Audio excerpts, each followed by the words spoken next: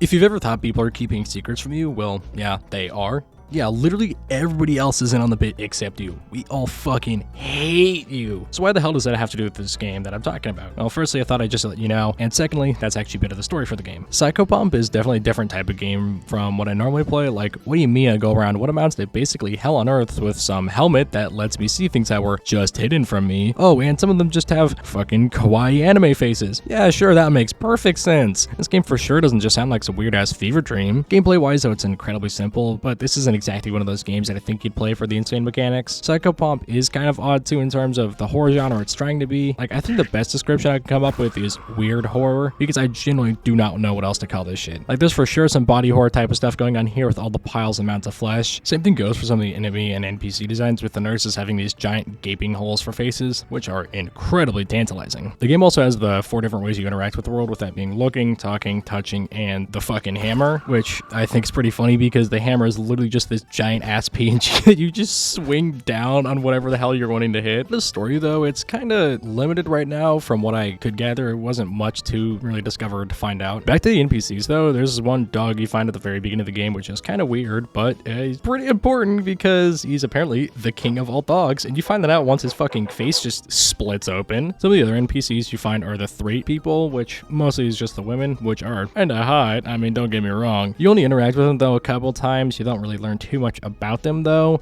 they do give you one bit of lore that I found was kind of interesting, is that one of them saw like human that basically just turned to ash, which, I mean, it gives you a bit more on the story, but again, that's kind of weird. So the general visual aesthetic of the game is pretty grungy. Like, there's a lot of dark and damp areas, with there being a little color variation, but really kind of just lacking in general. There's also the lots of pixelation, which I'm pretty sure is trying to mimic the early CD PC games, which I think is always fun. Alongside the visual aesthetic are the different areas you're going to come across, like the sewage plant, the children's hospital, the elementary school, and the different things you'll find inside each of them. The sewage plant is the more colorful one out of the 3 of them, because it's, sewage plant, there's going to be a bit of, just general fauna, flora in the area, because it's going to have mold, plants, whatever the hell is growing down there. But the most interesting thing was the kawaii enemies, is like the guys you find down there, as well as the queen. For whatever reason, they have a fucking queen that you end up just literally killing, because she's like, oh cool, just kill me, and then one of the guys says, yeah, just fucking kill her. The children's hospital is also kind of an interesting area, because there's 3 different historical figures of Plato, Alexander the Great, and Cleopatra, which are just apparently really important figures. But you also go around again with the nurses. You have to kill a couple of them, whatnot, get the key cards, and then you basically just shut off the entire power grid, so the